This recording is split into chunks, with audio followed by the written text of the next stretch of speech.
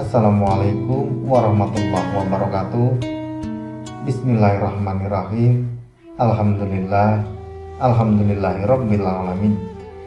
Allahumma shalli ala sayyidina Muhammad wa ala ali sayyidina wa maulana Muhammad, amma ba'du. Saudaraku yang dirahmati Allah, alhamdulillah, senang sekali rasanya kita masih bisa berjumpa kembali di rangkuman tausiah singkat Jamaah Nurul Qalbi. Doa dan harapan kami untuk penonton setia channel Jamaah Nurul Qalbi, semoga tetap diberikan kesehatan, baik zahir maupun batin, dilapangkan rezekinya, dimudahkan segala urusannya, dilindungi oleh Allah Subhanahu wa Ta'ala. Dan bagi saudara yang sampai saat ini masih terlilit hutang, semoga Allah cepat melunaskan serta dipanjangkan umur kita dalam ketaatan dan kebaikan. Amin, amin ya rabbal alamin.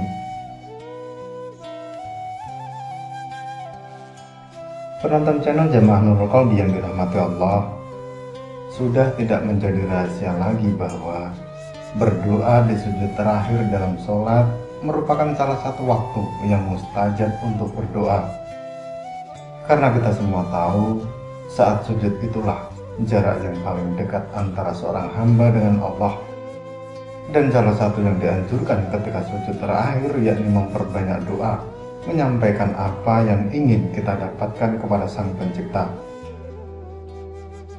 Rasulullah Shallallahu Alaihi Wasallam pernah bersabda, "Ketahuilah, aku dilarang membaca Al-Quran dalam keadaan ruku atau sujud. Adapun ruku, maka agungkanlah Rabb Azza wa Jalla.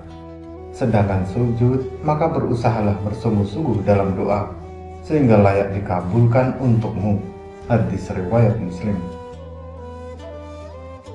Dari hadis tersebut, Rasulullah SAW ingin mengingatkan kepada umatnya untuk khusyuk dalam menjalankan bagian sholat manapun, mulai dari takbiratul ihram sampai tasyahud akhir.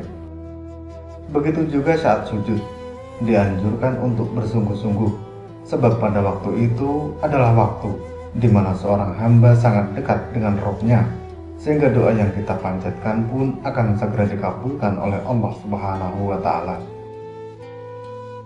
Dalam hal ini, mungkin dari saudaraku semuanya ada yang bertanya, bolehkah berdoa menggunakan bahasa Indonesia saat sujud terakhir?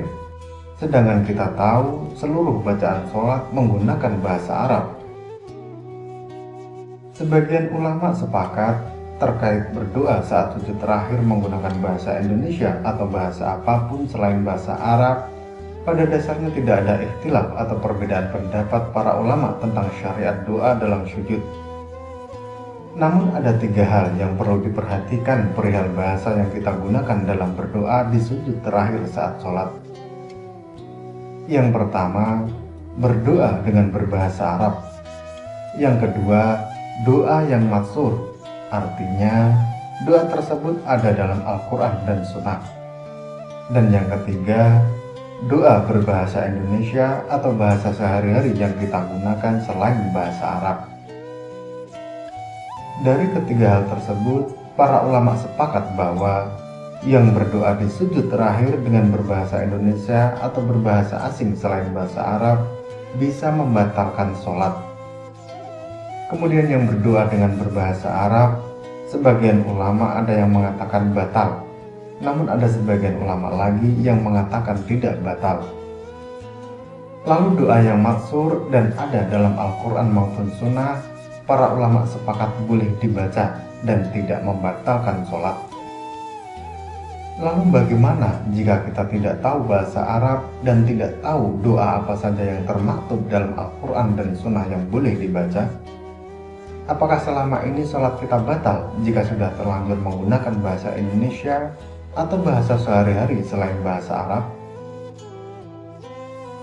Dalam hal ini, berdoa di sujud terakhir dalam sholat dengan menggunakan bahasa Indonesia atau bahasa sehari-hari selain bahasa Arab insya Allah diperbolehkan, dengan catatan tidak diucapkan secara langsung, cukup dalam hati saja, karena kita semua tahu Allah Maha mengetahui setiap isi hati dari hambanya.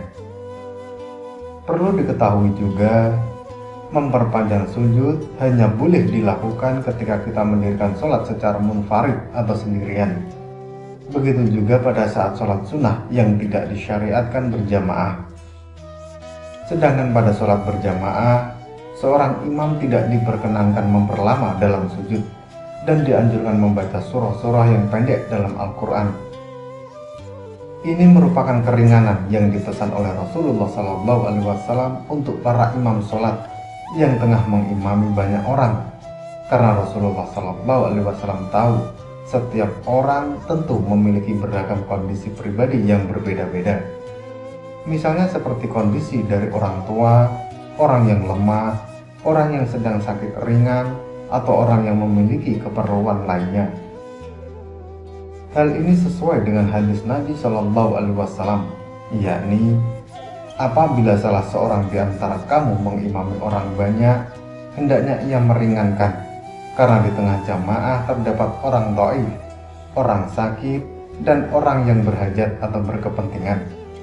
Tetapi jika ia melakukan sholat sendiri, bolehlah ia melamakan sholat sesuai kehendaknya. Hadis riwayat Bukhari, Muslim, dan Abu Dawud. Jadi kesimpulan yang bisa kita ambil dari materi kali ini adalah, insya Allah tidak masalah jika memperlama sujud dan berdoa di sujud terakhir dengan bahasa yang kita gunakan sehari-hari. Dengan catatan, hanya diperbolehkan berdoa dalam hati saja dan pada saat sholat sendiri atau tidak menjadi imam dalam sholat jamaah. Mari kita semua berdoa, semoga Allah Subhanahu wa Ta'ala selalu mengampuni dosa dan kesalahan-kesalahan yang kita kerjakan. Amin. Amin ya Rabbal Alamin. Wallahu a'lam bishawab. Semoga materi ini bermanfaat. Sampai ketemu pada materi berikutnya. Dan wassalamualaikum warahmatullahi wabarakatuh. Astagfirullah Rabba roya. Astagfirullah minal khataya. Rabbi zidni ilman, zidni ilman nafi'a, wa wafiqni amalan solihan, amalan makbulan.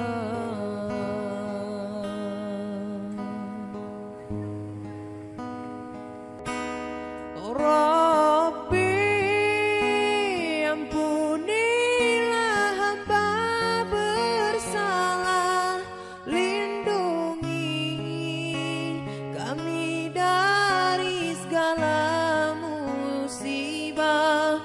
Rabbi kepadamu hamba berserah, lindungi kami dari segala musibah.